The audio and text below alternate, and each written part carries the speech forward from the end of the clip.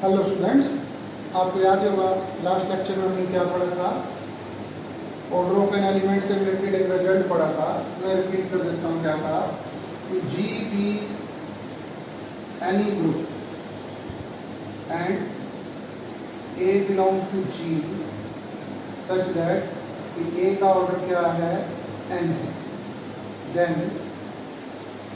A raise to power m equal to e implies and implies by n divides m। n क्या करता है, m को divide करता है। ये बहुत इंपॉर्टेंट रिजल्ट है। जब कभी भी हमें प्रूव करके दिखाना होगा कि दो एलिमेंट का ऑर्डर बराबर है, तो बहुत सारी जगह पर हम इस रिजल्ट को क्या करेंगे, यूज करेंगे। और ये थी आपकी फॉर्म नंबर 3। अब इसको बेस बना के हम फॉर्म नंबर 2 करते हैं।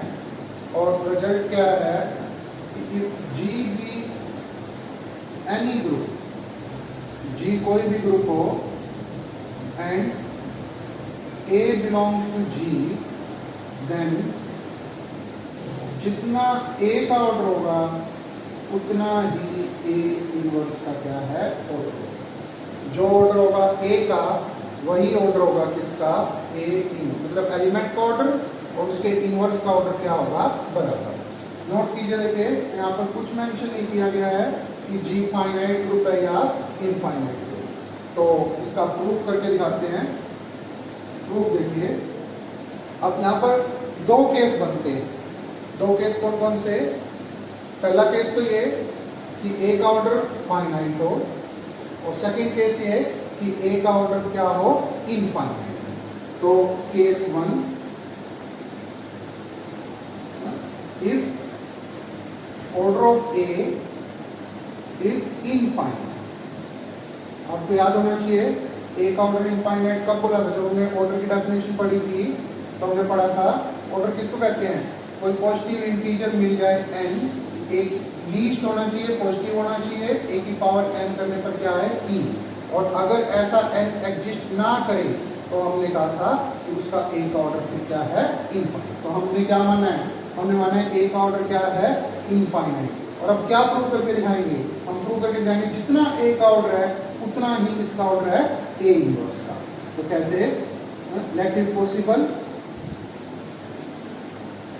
ए इनवर्स का ऑर्डर क्या है, फाइनाइट। मान लिया नहीं, ए इनवर्स का ऑर्डर क्या है, फाइनाइट है। और मान लिया कितना है, के है। अब ए इनवर्स का ऑर्डर के है, इस बात का क्या मतलब है, इसका मतलब है ए इनवर्स की पावर के करने पर क्या आएगा, ई आएगा, ए इनवर्स की पावर। अब देखिए, ए इनवर्स की पावर के का क्या मतलब है, A inverse into A inverse into A inverse कितनी बार, के टाइम्स। आपको यह रिजल्ट याद होगा, ए बी का inverse equal to B inverse A. अगर मैं इस रिजल्ट का यूज करूं तो मैं इसको ऐसे लिख सकता हूँ, ए इनवर्स इक्वल टू ई। यानी कि क्या रिजल्ट बन जाता है, देखिए हम कहाँ पहुँच जाते हैं, इसका मतलब हम पहुँच जाते हैं ए की पावर के और उसका इनवर्स इक्वल टू ई, होगा ना, ए की पावर के। अब दोनों तरफ फिर इनवर्स ले लीजिए, यहाँ तो क्या रह जाएगा, ए की पावर के, और यहाँ जाएगा आइडेंटिटी का इनवर्स, तो ए की पावर के क्या आ गया, ई। ये देखिए, जब आप ये कह रहे थे कि ए का ऑर्डर इनफाइनाइट है, तो इसका क्या मतलब था, आप ए की कोई भी पावर कर लीजिए कभी भी ई नहीं आएगा। इसका मतलब तो ये हुआ कि ऑर्डर ऑफ ए क्या हो गया, फाइनाइट हो गया। तो ये तो क्या है, कंट्राडिक्शन है, कंट्राडिक्शन। तो जो मान के चले लेट इट पॉसिबल, वो क्या हो गया, गलत हो गया। इसका मतलब ए इनवर्स का ऑर्डर भी क्या होगा, इनफाइनाइट। ठीक है, तो जितना ए का ऑर्डर आ रहा है उतना ही किसका ऑर्डर आ रहा है, उसके इनवर्स। अब देखिए सेकंड केस है। सेकंड केस में हम क्या, पहले हम क्या प्रूव कर चुके हैं कि जितना अगर ए का ऑर्डर इनफाइनाइट है तो ए इनवर्स का ऑर्डर भी क्या होगा, इनफाइनाइट। अब सेकंड केस है, हमने मान लिया ए का ऑर्डर क्या है, फाइनाइट। कितना मान लिया, साथ ही साथ में n। और अब हम क्या प्रूव करके दिखाएंगे कि ए इनवर्स का ऑर्डर भी कितना है, एन बी है। तो कैसे ना, बिल्कुल सिंपल है। ए का ऑर्डर है एन, इसका क्या मतलब है, ए की पावर एन करने पर ई आएगा। ए की पावर एन करने पर दोनों तरफ इनवर्स ले लिया, इसको ए इनवर्स की पावर एन, आइडेंटिटी का इनवर्स आइडेंटिटी। अब देखिए ए इनवर्स की पावर एन करने पर क्या आ रहा है, ई आ रहा है। एक चीज तो मैं ये कह सकता हूं यहां से कि ए इनवर्स का ऑर्डर क्या है, फाइनाइट है। और एम लेट कर लीजिए, मान लिया मैंने ए इनवर्स का ऑर्डर कितना है, एम। अब आप देखिए इस फॉर्म को देखिए, इसके साथ मिलाइए, क्या ए की जगह ए इनवर्स, जी कोई ग्रुप है, ए उसका, इसको ए सोचिए, उसका ए उसका एलिमेंट है और उसका ऑर्डर कितना है, एम है, और उसकी पावर एम करने पर क्या आ रहा है, ई आ रहा है। तो ये रिजल्ट क्या कहता है, इस हिसाब से तो क्या होना चाहिए, एम किसको डिवाइड करे, एन को डिवाइड करे। एम डिवाइड है ना, कि दोबारा बता देता हूं अगर कंफ्यूजन ना लगे, कि अगर x कोई एलिमेंट है जिसका ऑर्डर है p और x की पावर q करने पर आता है e, तो रिजल्ट है p किसको डिवाइड करेगा, q। ये देखिए x कोई एलिमेंट है जिसका ऑर्डर p, हमने लेट कर लिया क्योंकि ये तो कंफर्म हो ही गया था कि इसका ऑर्डर फाइनाइट है, हमने m मान लिया, ठीक है। अगर x का ऑर्डर है p और x की पावर q करने पर आ रहा है e, तो डेफिनेटली p किसको डिवाइड करेगा, q को। तो m किसको डिवाइड करता है, n को। अब अगर मैं ये प्रूव करके दिखा दूं कि n किसको डिवाइड करता है, m को, m n को, n m को, तो तभी पॉसिबल है जब दोनों बराबर है, क्योंकि दोनों नेगेटिव तो हो नहीं सकते, ऑर्डर तो भी नेगेटिव तो होता है। तो देखिए यहां करते हैं दूसरा पार्ट कैसे, अब दोबारा शुरू करते हैं। ए इनवर्स का ऑर्डर कितना है, ए इनवर्स का ऑर्डर है m, मान लिया। इसका क्या मतलब है, ए इनवर्स की पावर m करने पर आएगा e, और इसको मैं लिख सकता हूं a की पावर m और उसका इनवर्स इक्वल टू e। फिर दोनों तरफ इनवर्स ले लीजिए, इनवर्स का इनवर्स वापस एलिमेंट, आइडेंटिटी का इनवर्स, तो a की power m equal to e। But a का ऑर्डर तो कितना है शुरू से ही क्वेश्चन में, n। अब इसके साथ मिलाइए, x का ऑर्डर है p, x की पावर q करने पर आ रहा है e, तो डेफिनेटली कौन किसको डिवाइड करेगा, n अब की बार डिवाइड करेगा m को। तो देखो m n को डिवाइड कर रहा है, n m को डिवाइड कर रहा है, और दोनों पॉजिटिव नंबर है, इंटीजर के ऑर्डर है, तो इसका मतलब क्या होगा, m equal to n। m किसके इक्वल आ गया, n के इक्वल आ गया फ्रॉम वन एंड। और m कौन था, a इनवर्स का ऑर्डर, और n कौन था, a का ऑर्डर। तो रिजल्ट क्या बना, अगर G कोई ग्रुप है और A उसका एलिमेंट है, तो रिजल्ट बनता है जितना A का ऑर्डर होगा उतना ही उसके इनवर्स का ऑर्डर होगा, चाहे A का ऑर्डर फाइनाइट हो चाहे A का ऑर्डर इनफाइनाइट। देखिए अब हम फोर्थ फॉर्म करते हैं, रिजल्ट क्या है, G भी यानी ग्रुप, G कोई भी ग्रुप हो, A का ऑर्डर और X इनवर्स AX एलिमेंट का ऑर्डर क्या होगा, बराबर होगा। a और x कोई भी एलिमेंट हो किसके, g के, ये ऑर्डर क्या मिलेगा आपको, बराबर मिलेगा। ये भी थर्ड नंबर फॉर्म के ऊपर बेस्ड है, बिल्कुल जिसको सेकंड आती है उसको फोर्थ भी आती है। प्रूफ उसी तरीके से करके दिखाएंगे। क्या प्रूफ करके दिखाना है, दोनों का ऑर्डर क्या होगा, बराबर होगा। फिर वही दो केस बनते हैं, क्या पता a का ऑर्डर फाइनाइट है या a का ऑर्डर इनफाइनाइट है। तो केस वन क्या, if order of A if पहले infinite,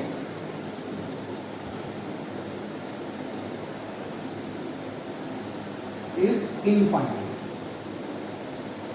अब हम क्या प्रूव करके दिखाएंगे, अब हम प्रूव करके दिखाएंगे कि x इनवर्स AX का ऑर्डर भी क्या है, इनफाइनाइट है। उसी तरीके से let it possible order of x inverse AX भी फाइनाइट, मान लिया नहीं, इसका ऑर्डर तो क्या है, फाइनाइट है, एंड लेट इसका ऑर्डर कितना मान लेते हैं हम, k कर दिया हमने इसका ऑर्डर।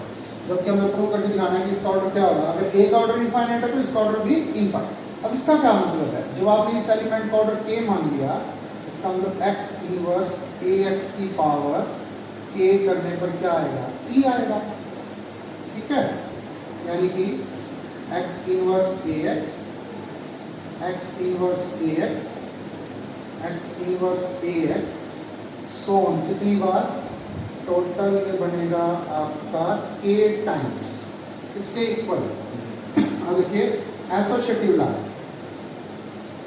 ये x और ये x इनवर्स इकट्ठे कर लिए, नेक्स्ट x और x इनवर्स इकट्ठे कर लिए, ऐसे ही ये x और x इनवर्स इकट्ठे कर लिए। ठीक है, आपको पता ही है एलिमेंट और उसका इनवर्स आइडेंटिटी, एलिमेंट और उसका इनवर्स आइडेंटिटी, एलिमेंट और उसका इनवर्स आइडेंटिटी।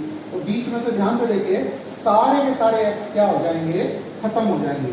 तो क्या बन जाएगा, x इनवर्स a की पावर, कितने थे ये, कितने थे k, तो a की power k x equal to e।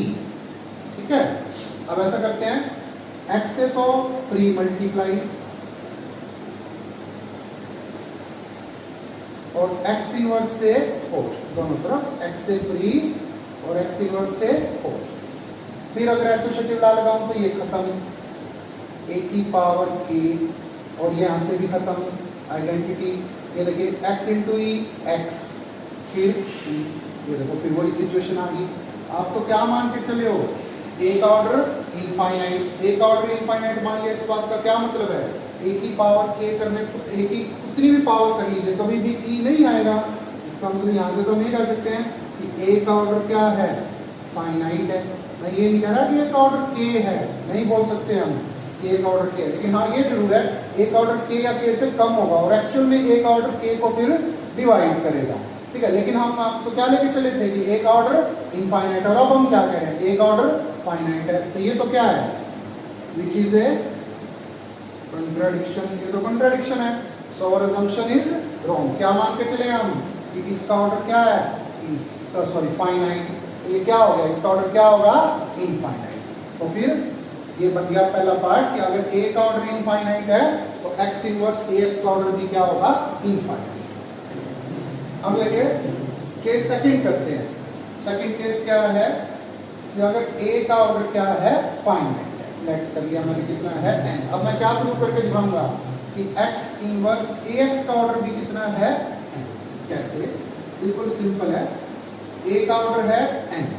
तो हम शुरू करते हैं कहाँ से, x इनवर्स ax की पावर n से, x इनवर्स ax की पावर n से शुरू किया मैंने, वही step x inverse ax, x inverse ax, x inverse ax कितनी बार, n टाइम्स। स्टेप मैंने आपको बता ही दिया, क्या बन जाएगा, x इनवर्स a की पावर n इंटू में क्या, x।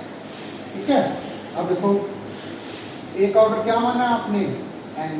अगर आप ये कह रहे हो एक ऑर्डर n, इसका मतलब a की पावर n करने पर क्या आएगा, e, क्योंकि भाई a का ऑर्डर कितना है, n है। तो e इंटू एक्स, x और x आ गया।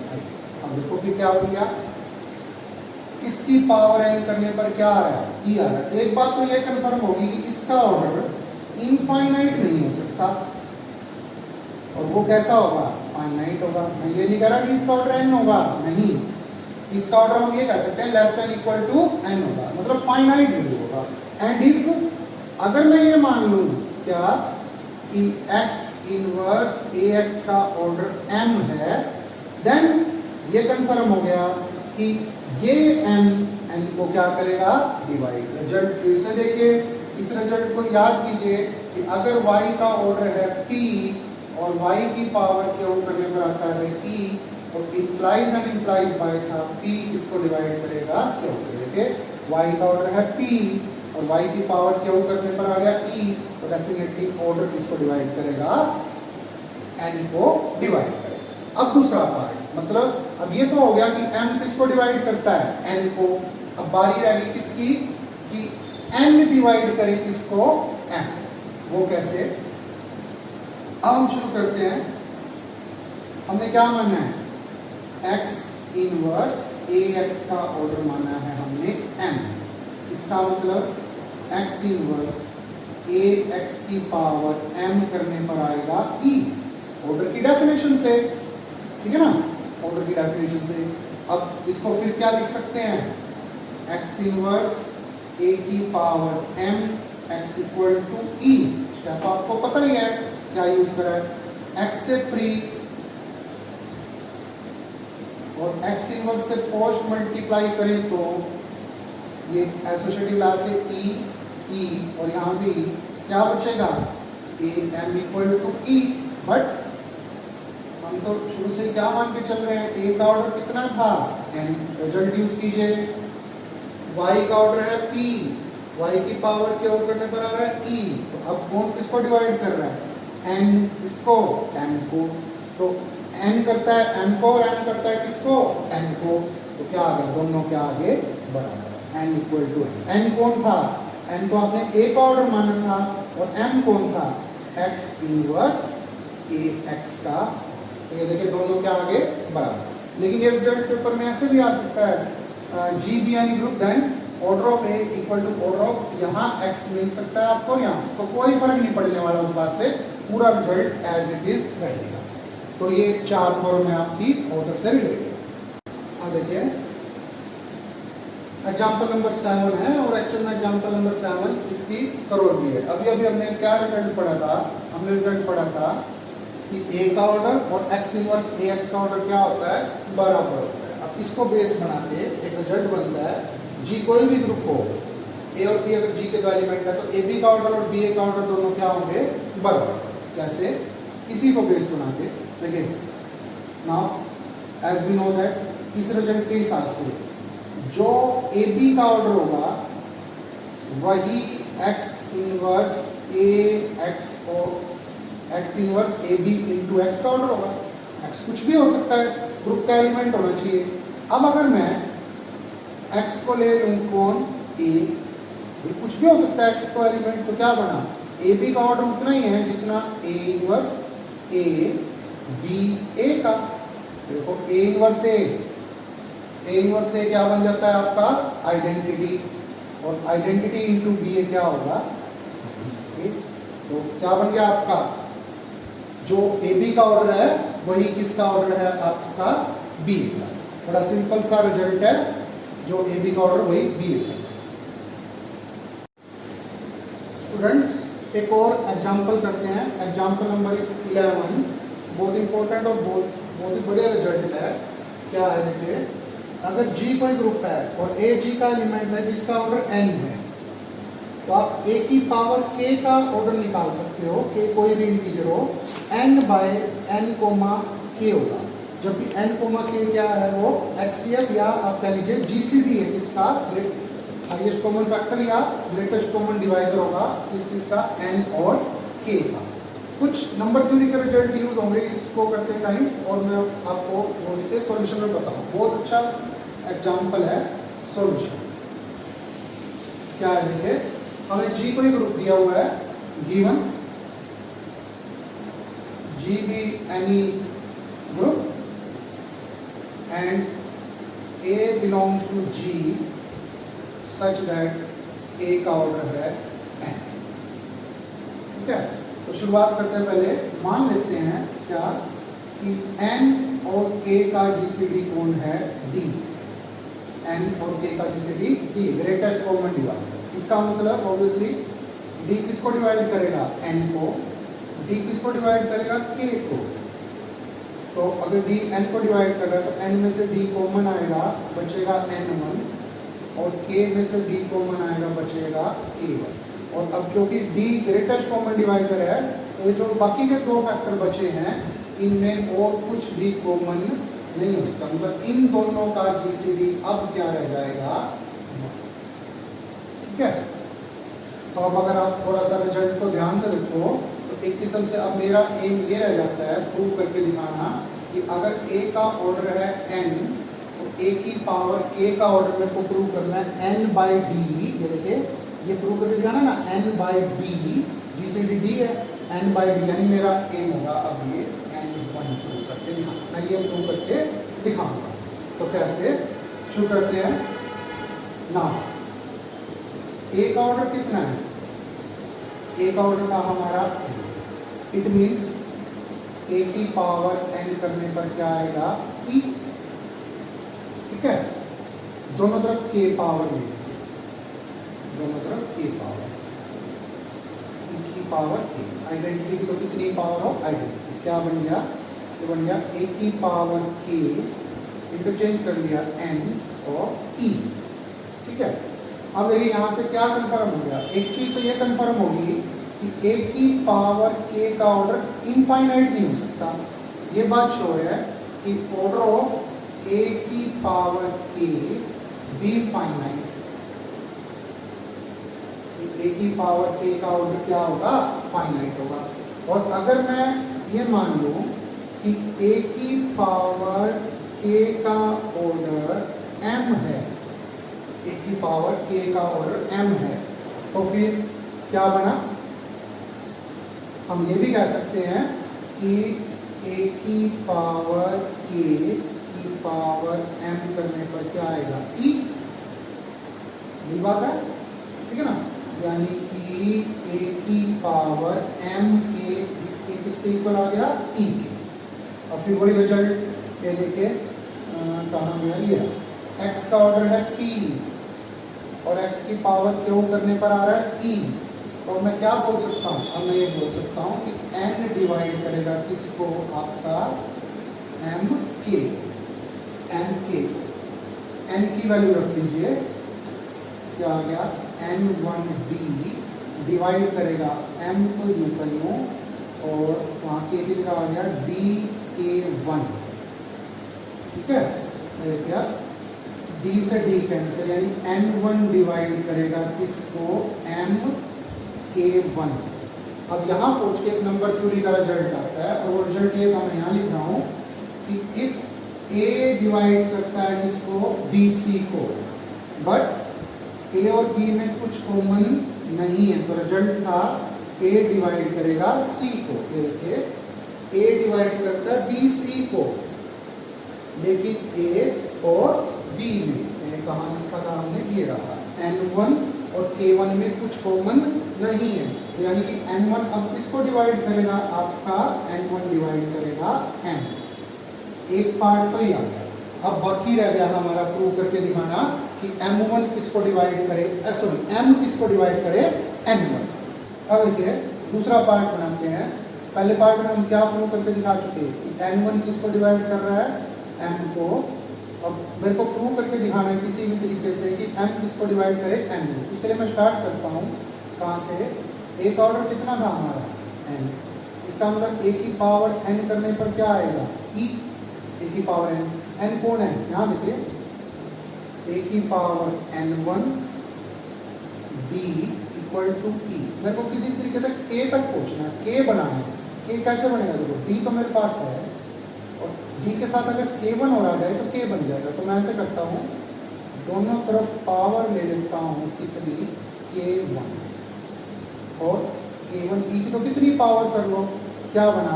देखिए dk1 तो बन जाएगा मेरा k और उसको तो मैंने अंदर लिख दिया a की power k n1 equal to e।